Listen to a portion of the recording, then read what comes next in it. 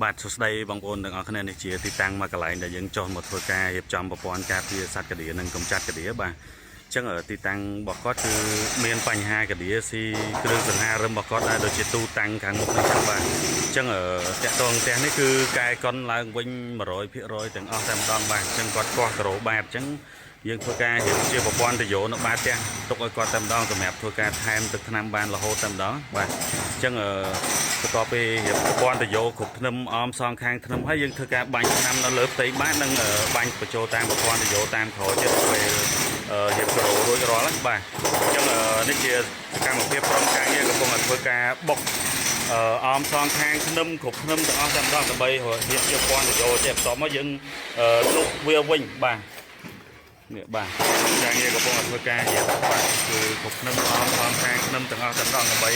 ធ្វើការទុកសម្រាប់បាញ់ថ្នាំការពារកាឌៀដល់ថ្ងៃក្រោយបាទអញ្ចឹងបើសិនជាបងប្អូនមានការទាក់ទងនឹងសេវាកម្មរៀបចំប្រព័ន្ធការពារកាឌៀមុនបងប្អូនអាចធ្វើការតំណងមកបានណាបាទសូមអរគុណ